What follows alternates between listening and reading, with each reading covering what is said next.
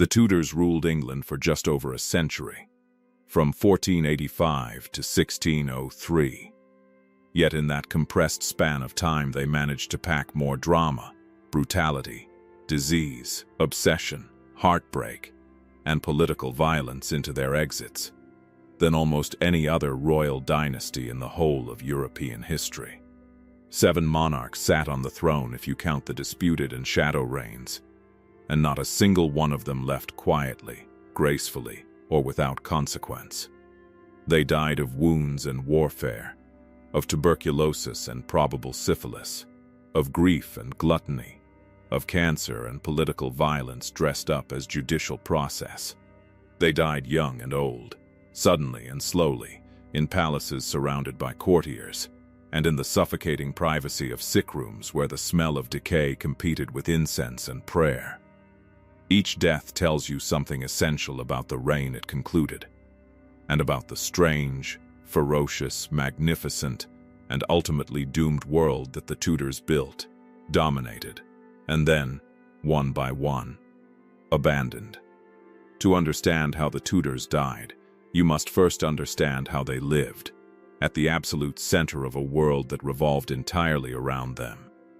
In an age when medicine was helpless against infection, when political failure meant not retirement but the scaffold, and when the human body, even a royal one, was prey to a terrifying catalog of diseases for which nobody had either explanation or cure, the court of the Tudors was glittering and deadly in equal measure. Sweating sickness could empty a palace in days. Smallpox scarred, and sometimes killed. Childbirth was a recurring sentence of mortal risk for women of every class. Wounds went septic. Teeth rotted into the jaw and poisoned the blood. And over all of it, threading through the dynasty like a dark and patient inheritance, moved tuberculosis, the great consumer, the White Plague, carrying off the young and the old alike with democratic ruthlessness. The Tudors projected magnificence. They built enormous palaces, and dressed in cloth of gold and staged elaborate pageants of power, and wrote legislation that reshaped the religious and political landscape of England forever. But beneath the magnificence, they were mortal in the most ordinary and undignified ways.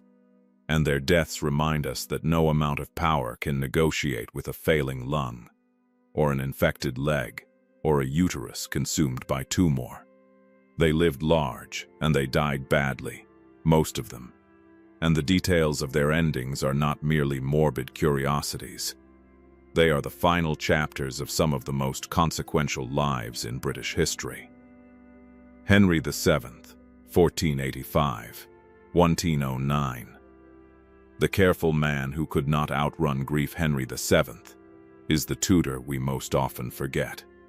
He stands at the entrance to the dynasty like a cautious gatekeeper, dry, suspicious, extraordinarily capable, and almost entirely lacking in the theatrical charisma that would make his son a legend.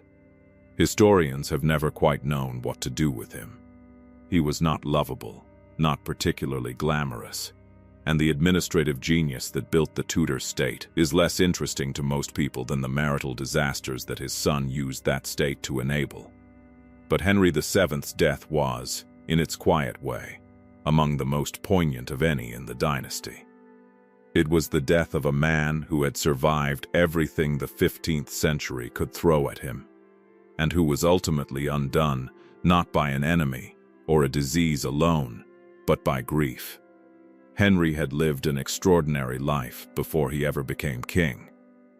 Born in 1457, he spent his childhood and much of his young adulthood in exile, in poverty, in genuine danger. The Wars of the Roses churned through England, while he watched from Brittany and France, waiting, calculating, surviving. When he finally landed at Milford Haven in August 1485 with a small and motley army, French mercenaries, Welsh supporters, English exiles, and marched to meet Richard III at Bosworth Field. He was 28 years old, and had spent more than half his life as a fugitive. He won that battle through a combination of luck, timing, and the last-minute defection of the Stanley family, and he became King of England over the body of a man who had been king that morning. It was an improbable beginning, and he never quite forgot its improbability. For the first decade and a half of his reign, Henry VII was a king defined by anxiety. Pretenders to his throne emerged with uncomfortable regularity: Lambert Simnel, Perkin Warbeck, and each one had to be suppressed, tried, and dealt with at considerable expense of money, energy, and political capital. He fought to secure his dynasty's legitimacy through marriage. His own to Elizabeth of York united the Red Rose of Lancaster with the White Rose of York, a piece of dynastic symbolism so neat it almost looked engineered. And through the careful accumulation of wealth, Henry understood, in a way his more spectacular successors sometimes forgot, that power required money, and he accumulated it with a diligence that his contemporaries called avarice, and historians have since recognized as fiscal genius. When he died, the royal treasury was full for perhaps the first time in a century. But it was his personal life, specifically the death of his wife, that broke him open and let the illness in. Elizabeth of York died on February 11, 1503, her 37th birthday, at the Tower of London, 9 days after giving birth to a daughter who herself survived only a matter of days. It was her 7th pregnancy, and it killed her, as childbirth killed so many women of the period regardless of rank or resource. Henry was at Richmond when the news came, and the accounts of his response are among the most unexpectedly human moments in his entire documented life. He was apparently devastated, genuinely, deeply, privately devastated in a way that surprised people who had taken him for a cold and calculating man. He withdrew alone to a private room and refused company for some time. He had loved her, it turned out, in his careful and not easily demonstrable way, and her death left a hole in his life that he never attempted seriously to fill.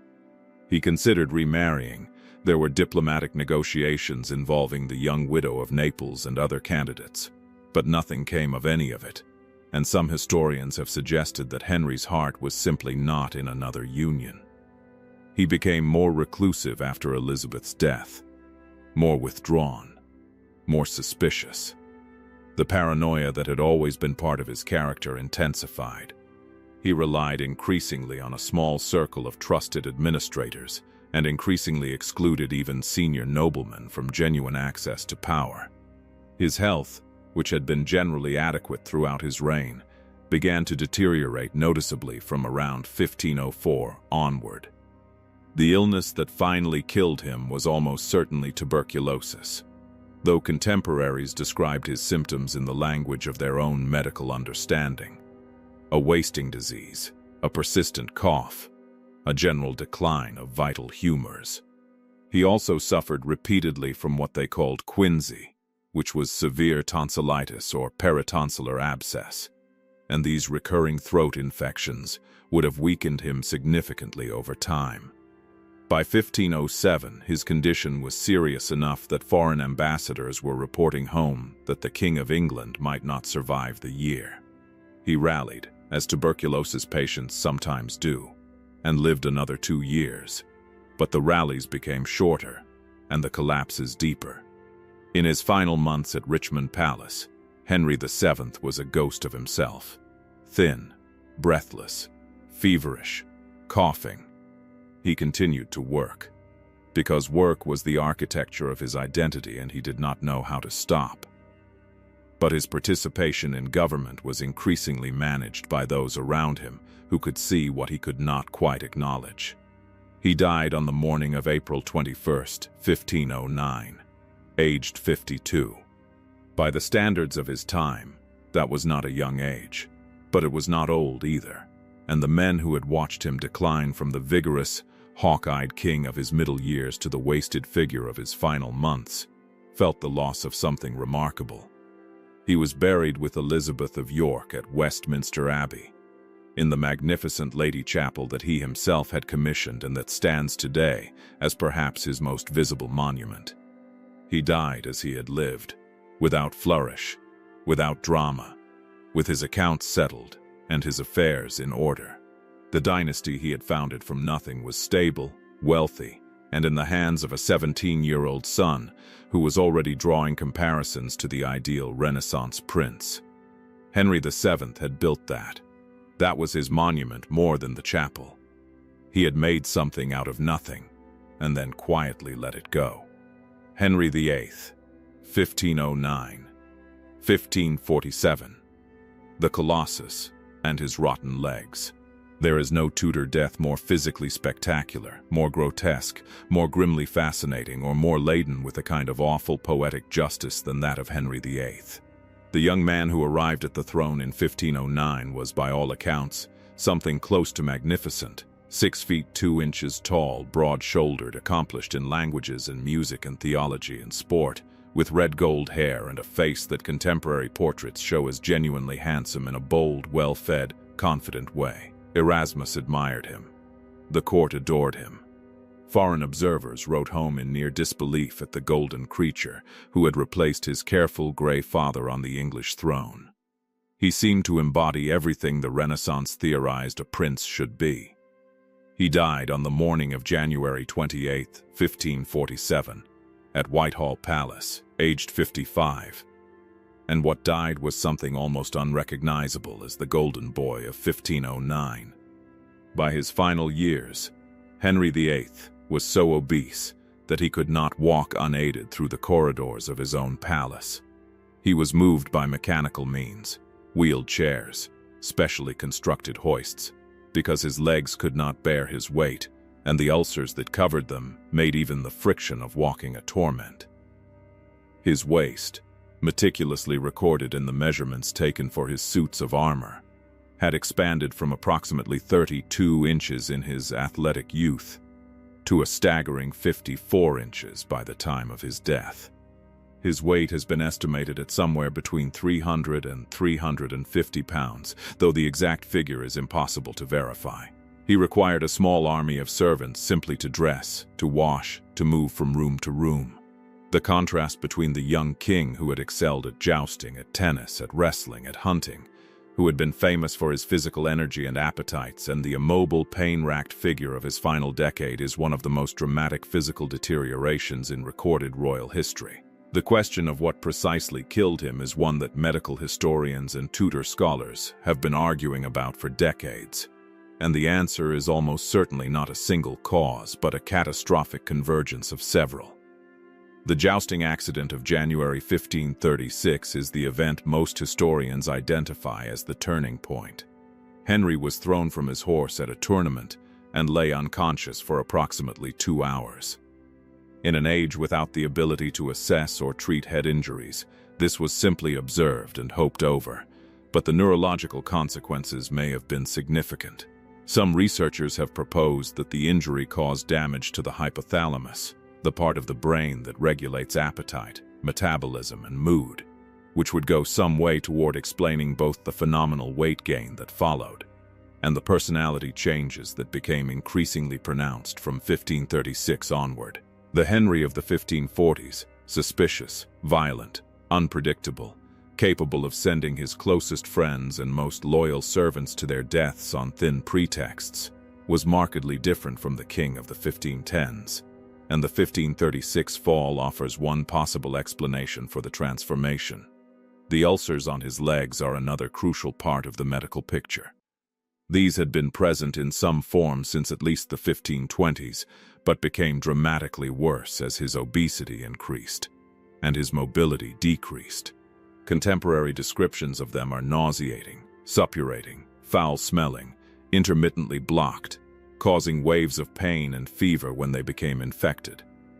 Osteomyelitis, a bone infection, has been proposed as the underlying cause, and if so, it would periodically have seeded his bloodstream with bacteria, causing systemic infection that would have strained his heart, his kidneys, and his immune system. His physicians spent considerable energy managing these ulcers, and the temporary blocking of them, which sometimes happened naturally, was associated with the violent mood swings and sudden deteriorations of his final years. suggesting that when the infection was not draining outward, it was poisoning inward. The syphilis question deserves acknowledgement, even if it probably deserves dismissal. The theory that Henry suffered from and died of syphilis, partially treated with mercury, was popular for many years and generated considerable dramatic mileage in novels and films and television. The mercury treatments that were standard for syphilis would themselves have caused significant neurological damage, which might explain the personality changes. But most contemporary medical historians find the case unconvincing on clinical grounds. His symptoms do not align well with tertiary syphilis. The survival and apparent health of his later children argues against advanced syphilitic infection at the relevant stages, and the specific neurological profile does not match. The theory persists because it feels satisfying, a king destroyed by the very appetites that defined him. But the evidence does not strongly support it. What is not disputed is the manner of his dying. In the final months of 1546, Henry was clearly failing. He was feverish and in pain. He could barely speak at times because of swelling in his throat. He sat in his chambers at Whitehall swollen and immobile, while the political world arranged itself around his anticipated death. It was, technically, treasonous to predict or discuss the king's imminent demise, which meant that the men around Henry navigated the obvious reality of his dying with extraordinary and sometimes comical verbal delicacy, discussing the succession, preparing for the transition, writing letters and drawing up plans, all without ever quite saying the word that described what they were doing. When the end came in the early hours of January 28, Archbishop Cranmer was summoned urgently from outside London. He arrived to find Henry beyond speech. Cranmer held his hand and asked him to give some sign, a squeeze, a pressure, any indication that he trusted in the mercy of Christ. Henry apparently squeezed his hand. Whether this was a conscious act of faith or merely the involuntary reflex of a dying nervous system is impossible to know. A few hours later, he was dead. The body that was prepared for burial was enormous, and the process of embalming it proved unequal to the task. The coffin was transported to Windsor with great ceremony, and during the night it rested at Sion Abbey, the former convent that Henry had dissolved and repurposed. It reportedly leaked. Dogs were said to have been found licking the fluid that had seeped from the coffin. Contemporary observers noted the ghoulish irony that a prophecy, reputedly made by Friar Peto, who had once dared to preach against Henry's treatment of Catherine of Aragon, had apparently come true, that the dogs would lick the king's blood, as they had licked Ahab's in Scripture. Henry was eventually interred at Windsor Castle beside Jane Seymour, the wife who had given him the son he wanted and had the good sense to die before she could disappoint him further. He had remade England. He had broken from Rome, dissolved the monasteries, executed 2 of his 6 wives, beheaded his most trusted minister and his closest friend, terrified his court, delighted and appalled all of Europe, and produced 3 children who would each in their turn sit on the throne he had so dramatically occupied. He did all of it, and then he putrefied in his coffin and the dogs licked the boards. The Tudors did not deal in gentle endings. Edward VI, 1547-1553, the Protestant boy and the slow extinction. Edward VI was 9 years old when he came to the throne and 15 years old when he left it, and in the 6 years between those 2 dates he was almost never truly in control of his own reign, his own government, or, in the final terrible months, his own dying. He was the son Henry VIII had sacrificed 2 wives and broken a church to produce, the male heir the dynasty had seemingly required for its survival. And he arrived at kingship already fragile, already watched too closely, already the object of too many men's ambitions and calculations. He was, by all accounts, genuinely remarkable. Contemporary observers and his own tutors attested to his intelligence, his seriousness, his facility with languages, his deep and sincere Protestant faith. He kept a detailed journal, more a chronicle of events than a personal diary, that survives and reveals a boy who was thoughtful, observant, and working hard to understand the duties of kingship. He was interested in theology, in economics, in social reform. He cared, in a theoretical and earnest way, about the poor. He was not merely a puppet king, even if the men around him. First the Duke of Somerset, his uncle, and then the Duke of Northumberland, largely governed in his name. But he was always physically slight, and the Tudor medical records, such as they are, suggest he was never robustly healthy. There were periodic illnesses throughout his childhood that caused anxiety at court, and each time he recovered the relief was palpable. When he fell seriously ill in the winter of 1552 to 1553, the initial response was therefore guarded optimism. He had been ill before and recovered. This time would be different. The disease that was destroying Edward was almost certainly tuberculosis in its pulmonary form, possibly compounded by a secondary pneumonic infection. The progression of his symptoms, as documented in contemporary accounts, is harrowing to read. He began with the persistent cough and intermittent fever that characterized tuberculosis. By spring 1553, the cough was producing discolored and foul-smelling sputum, a sign of secondary infection or advanced cavitation of the lung tissue. He was losing weight at a rate that alarmed even the physicians who were trying to maintain optimism. His hair began to fall out. His nails became affected. His legs and feet swelled, suggesting that the disease or a complication of it was affecting his circulation and his organs. His skin became almost translucent, with a strange livid quality that multiple witnesses described, and that is consistent with advanced tuberculosis combined with severe anemia. The physicians who attended him were not simply incompetent, though their tools were primitive by modern standards. They tried various treatments, including preparations intended to suppress the cough, to reduce the fever, to restore appetite. There was a woman, referred to in some accounts as a quack or wise woman, brought in at some point, perhaps in desperation, who administered her own treatments and was subsequently blamed by the court physicians for accelerating his decline. Whether any intervention made a meaningful difference in either direction is impossible to say. Advanced pulmonary tuberculosis at this point in history was a death sentence, regardless of treatment. While Edward lay dying, the Duke of Northumberland was working at considerable speed.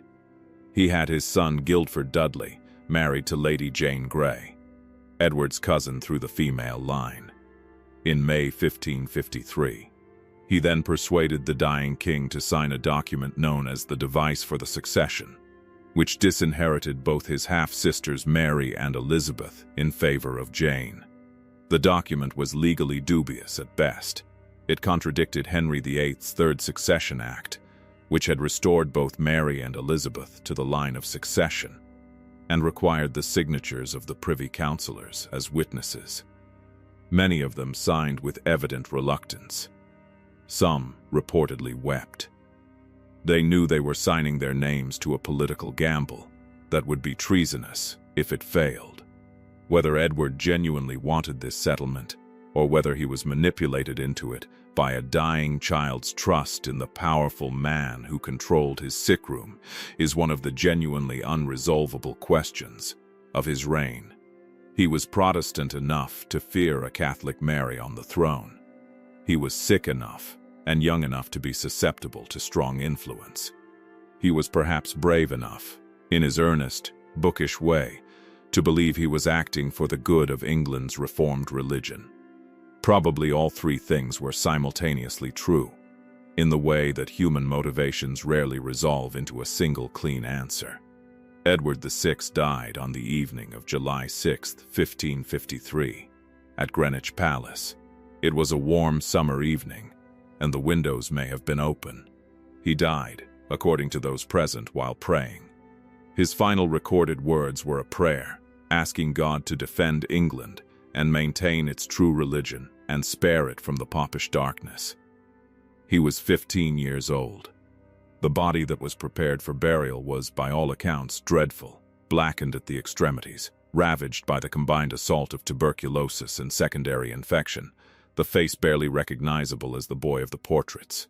He was buried in the Henry VII chapel at Westminster Abbey, without the ceremony his father would have demanded, in the political chaos of the days following his death that saw Lady Jane Grey proclaimed queen, and then Northumberland's gamble collapse like a badly constructed scaffold in the rain. He deserved better.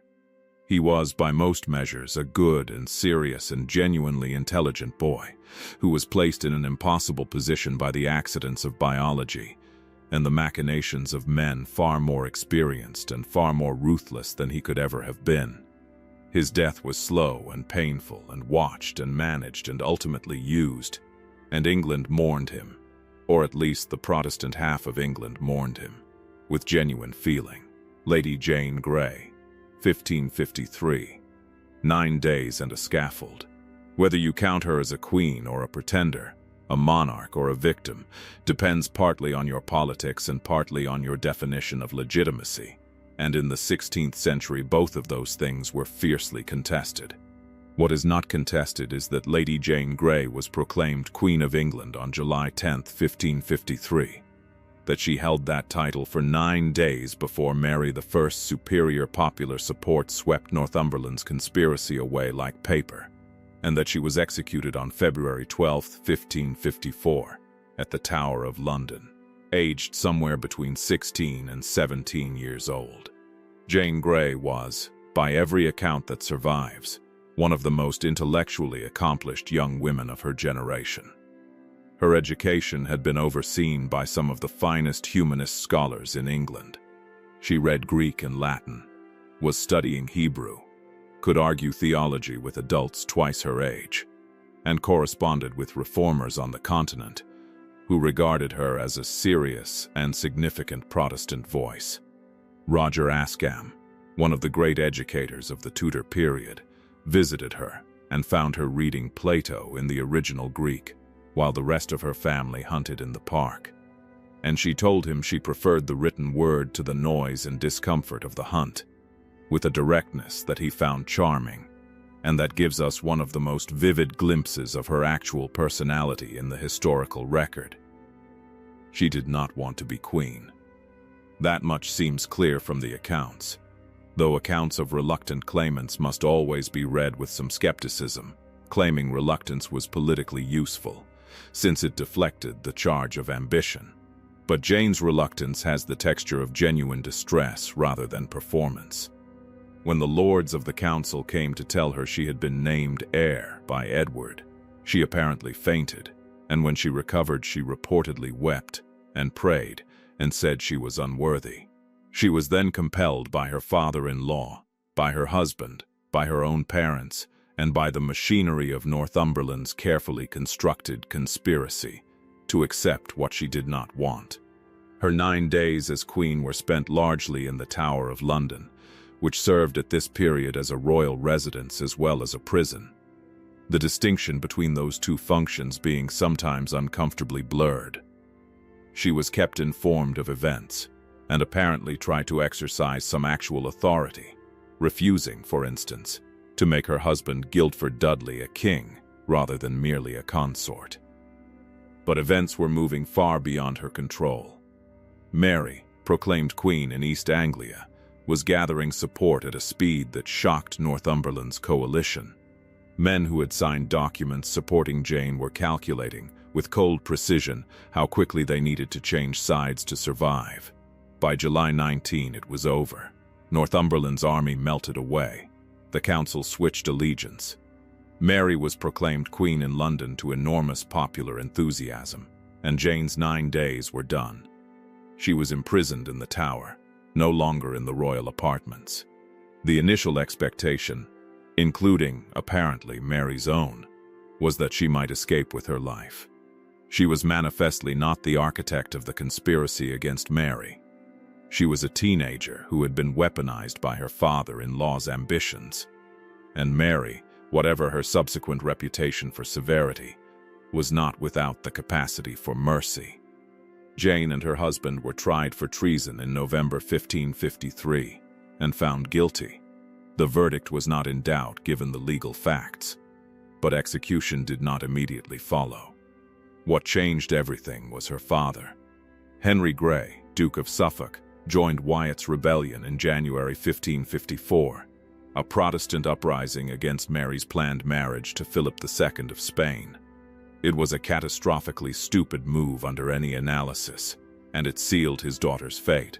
Mary could no longer afford the luxury of clemency. Jane, alive, even imprisoned, was a Protestant figurehead around whom future rebellions might crystallize. She had to die. The execution was set for February 12, 1554.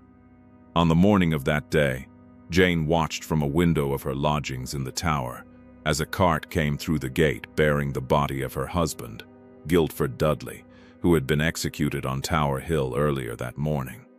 His head was wrapped separately in a cloth.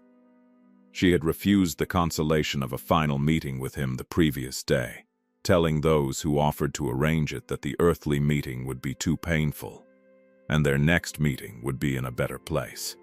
Whether this was genuine faith or self-protective distance, or both, is impossible to know. She walked to the scaffold on Tower Green, the enclosed green within the Tower walls where executions deemed too private for the public spectacle of Tower Hill were carried out. She was accompanied by her ladies-in-waiting, and by the lieutenant of the Tower. She carried a prayer book. On the scaffold she delivered a short speech that was clear, composed, and Protestant in its theology. She acknowledged that she had done wrong by accepting the crown, affirmed that she died in the faith of Christ, and asked those present to pray for her soul. She then knelt and attempted to place her head on the block. But in a moment that is both terrible and humanly understandable, she became confused about the position she needed to adopt and could not find the block with her hands. She cried out in panic, "What shall I do? Where is it?" And one of the men present guided her hands to the block. Then it was over. She was 16 or 17 years old. She had been queen for 9 days and a prisoner for 7 months, and dead in an instant, and England moved on without her, because England always moved on.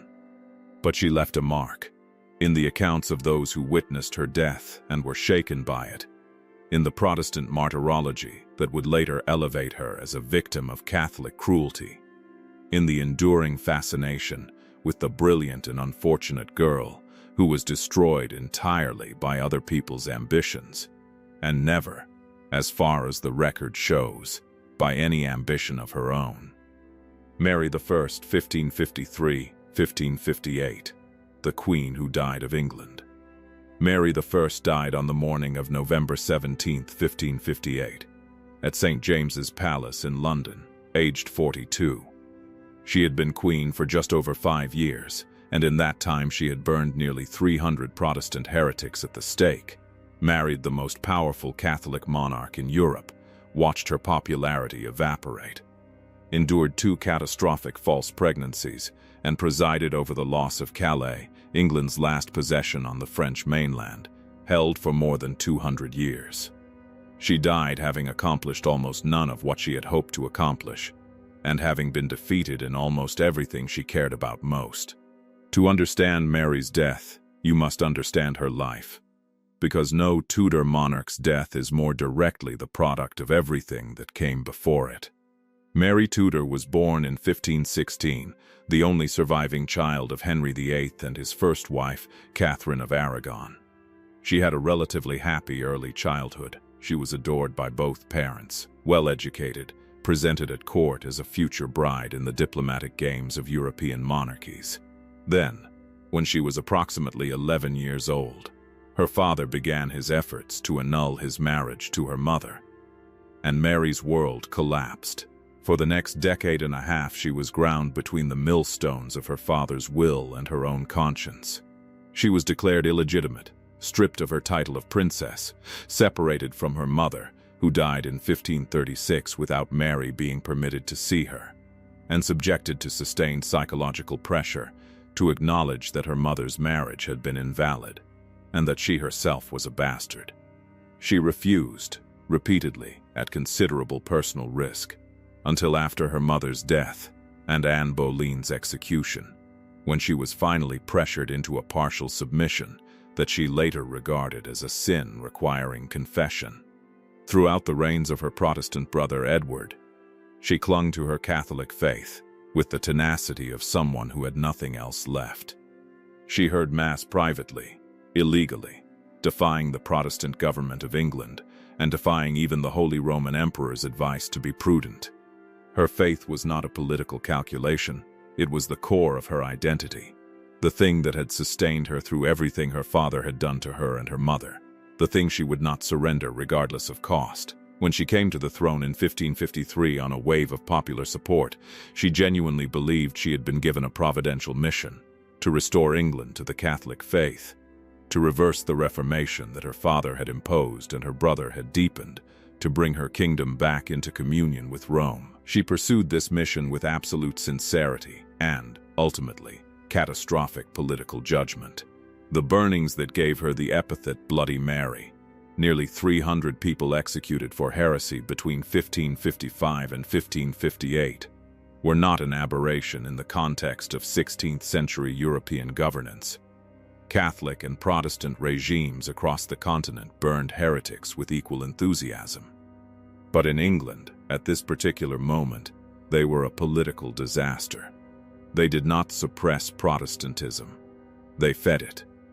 Each burning produced not a lesson, but a martyr, and the printer John Foxe was already collecting the accounts that would become his Acts and Monuments, Foxe's Book of Martyrs, the enormously influential work that would shape English Protestant identity for generations and make Mary its defining villain. Her marriage to Philip II of Spain, which she had pursued against the advice of almost all her counselors, was personally painful and politically disastrous. Philip spent as little time in England as he could arrange. He needed Mary's support for his European wars more than he needed her company. And Mary's love for him, and it does appear to have been genuine love, however complex and wounded, was largely unrequited in any sustained way. When she believed herself pregnant in 1554, the court celebrated, and preparations were made for the birth of an heir. The pregnancy proved false, a swelling and cessation of menstruation that mimicked pregnancy without producing a child. The same thing happened again in 1557. These phantom pregnancies have been the subject of considerable subsequent medical speculation. Possible explanations include uterine or ovarian tumors, perhaps an ovarian cyst or a condition like endometriosis that could produce the relevant symptoms. Whatever the cause, each false pregnancy was followed by a humiliating retraction, and the hope of a Catholic heir for England died with each one. By 1558, Mary was seriously ill. The influenza epidemic that was sweeping through Europe with devastating mortality hit England hard, and Mary, already weakened by years of illness, grief, and stress, was among its victims. But it was not only influenza. Contemporary observers describe a progressive physical deterioration that had been underway for months, and the medical consensus now leans toward the possibility of uterine or ovarian cancer as an underlying condition, with the influenza providing the final blow to a body already severely compromised. She was also, by the accounts of those who attended her in her final weeks, profoundly despairing. The loss of Calais in January 1558 had broken something in her. She had reportedly said that when she died they would find Calais written on her heart, and the remark, whatever its precise origins, captures something true about her final state of mind. She knew Philip would not return to England. She knew, by October, that she was dying. She knew that the Protestant Elizabeth would succeed her, and that everything she had spent 5 years trying to restore would be dismantled before her grave was cold. She amended her will in late October to acknowledge that Elizabeth would be queen, having finally surrendered the hope that she might yet conceive and produce a Catholic heir. She received the last rites. She drifted in and out of consciousness in her final days, while Mass was said continuously in her chamber. Her ladies-in-waiting kept vigil. On the morning of November 17, in the early hours, while Mass was being said, she died. On the same day, within hours, her Archbishop of Canterbury, Cardinal Reginald Pole, her most trusted religious advisor, the man most deeply associated with her Catholic restoration, also died. He had been ill for some time, but the coincidence was so exact that contemporaries regarded it as meaningful. 2 deaths on the same day, taking with them the 2 central figures of England's brief Catholic restoration. What it meant depended on which side you were on. For Protestants, it was providential. For Catholics, it was devastating. For Mary herself, had she known, she almost certainly did not. It might have been a strange comfort. She did not go entirely alone. She was buried at Westminster Abbey, and her remains lie there still, later joined by her Protestant half-sister Elizabeth in the same tomb. The 2 women who had been such bitter adversaries sharing, in death, the space they had contested so ferociously in life. Elizabeth I, 1558–1603, the last Tudor and the Long Silence. Elizabeth I ruled England for 45 years and died on March 24, 1603, at Richmond Palace, aged 69. She was the last of the Tudors, and her death was the death of a dynasty, the end of an era so distinctive and so long that the entire period of English history would eventually bear her name.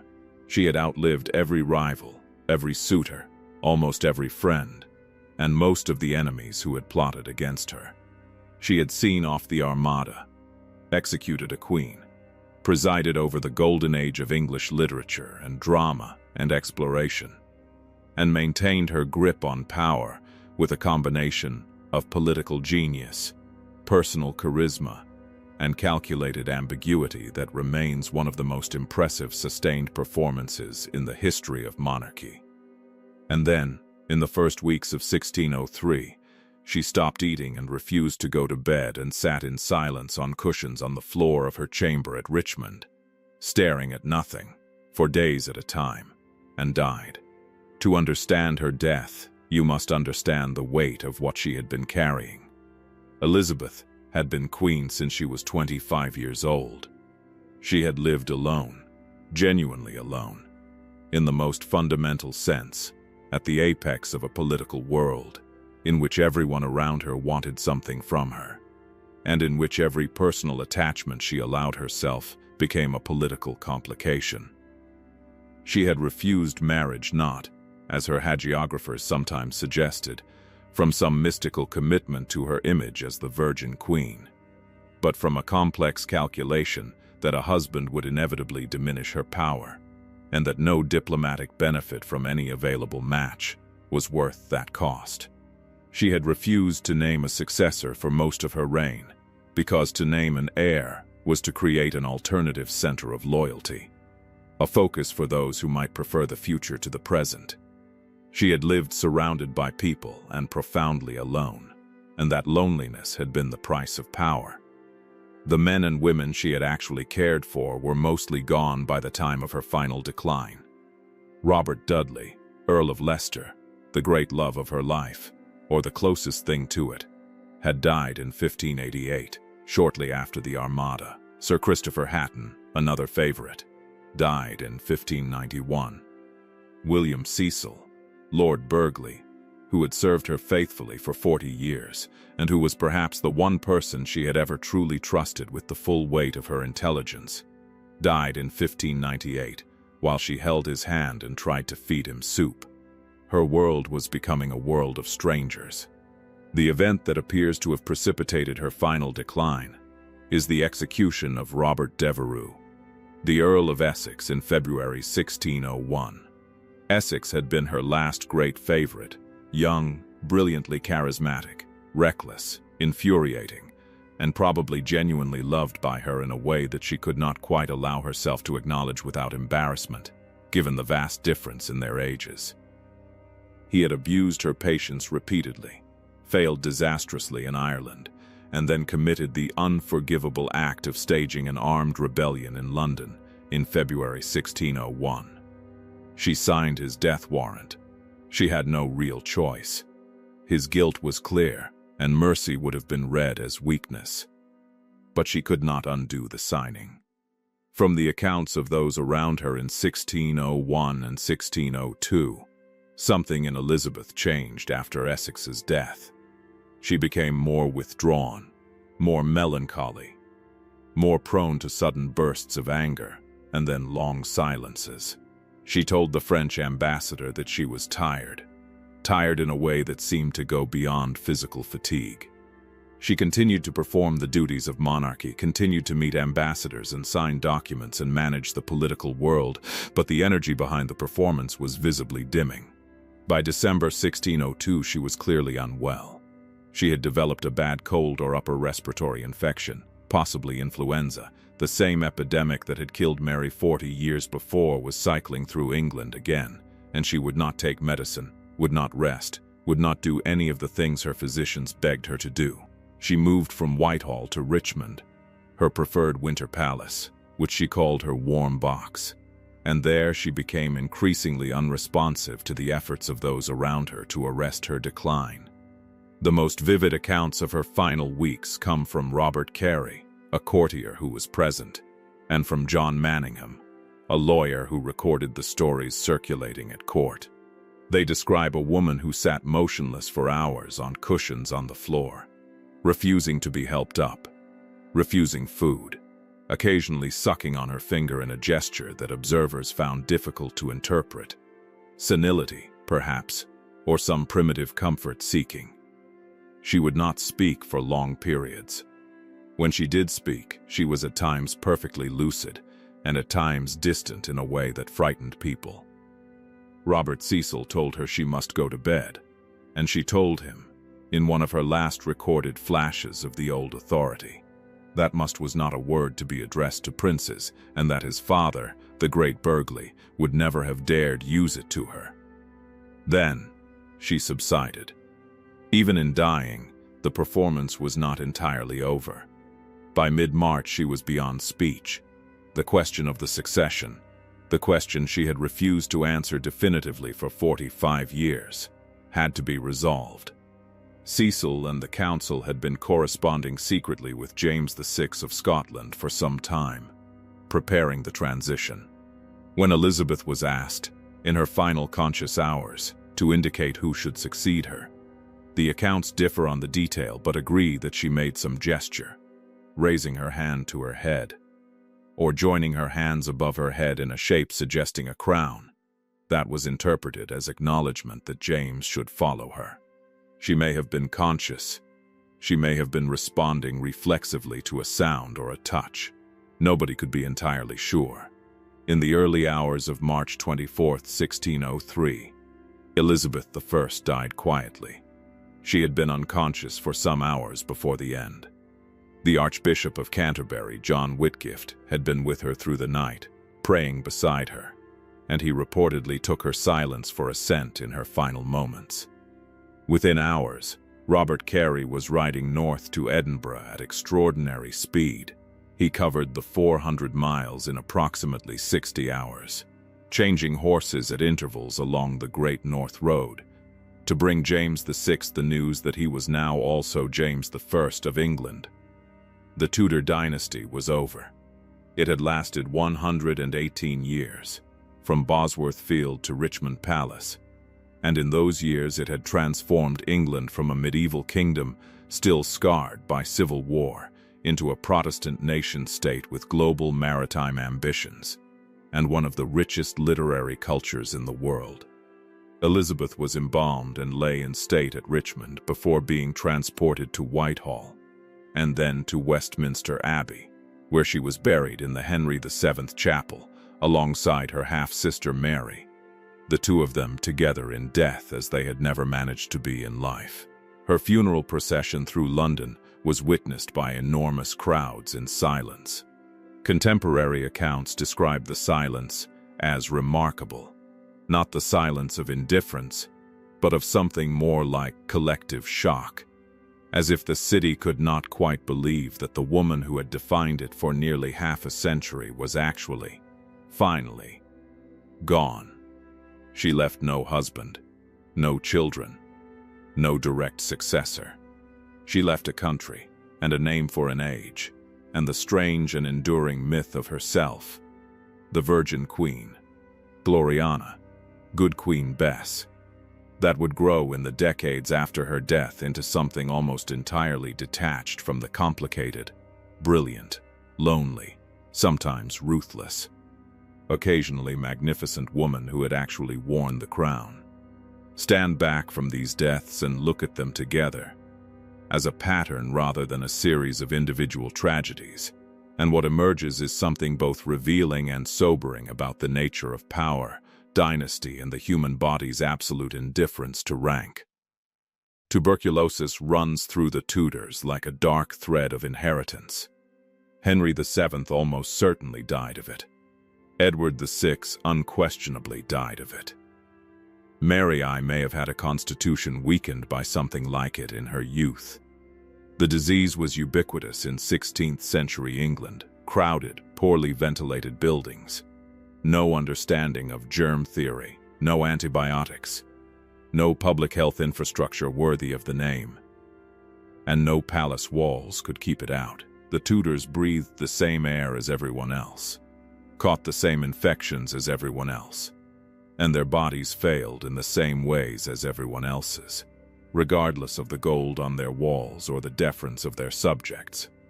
Grief, too, is a Tudor killer, in a way that modern medicine would recognize as psychoneuroimmunological, the way prolonged stress and depression suppress the immune system and make the body vulnerable to infections it might otherwise survive. Henry VII aged visibly and deteriorated rapidly after Elizabeth of York's death. Mary I described herself as finding Calais written on her heart, and her despair at the failure of her reign and her marriage was almost certainly a physiological as well as a psychological event. Elizabeth I appears, in the final analysis, to have chosen death over a world she had run out of reasons to remain in, and while nobody dies of loneliness in a simple causal sense, the connection between her emotional state in her final years and her refusal to eat, to take medicine, to cooperate with any attempt at recovery, is impossible to ignore. And then there is the political dimension, which is never absent from a Tudor death. Even the most intimate and private of these endings were public events with immediate political consequences. Every death in the dynasty shifted the balance of power, created new opportunities, extinguished old threats, and set in motion chains of consequence that would take years or decades to fully unfold. Edward's death brought Jane and then Mary. Mary's death brought Elizabeth. Elizabeth's death brought the Stuarts. Even Henry VIII's enormous and suffering body was politically managed in its dying. The men around him calculated and schemed and positioned themselves while he breathed his last. Because in the Tudor world there was no moment so sacred or so private that power would not reach into it. The Tudors were extraordinary. This much is simply true, and no amount of demythologizing quite manages to reduce them to ordinary. They took England by storm, transformed it beyond recognition, and left it permanently different in its religion, its politics, its culture, its relationship to its own monarchy. They produced in their century of rule more drama than most dynasties managed in 500 years. And they died as they lived, consequentially, publicly, and rarely with anything approaching dignity. Their bodies betrayed them, as all bodies do. Their deaths revealed them, as all deaths do. And we are still, more than 400 years later, unable to look away.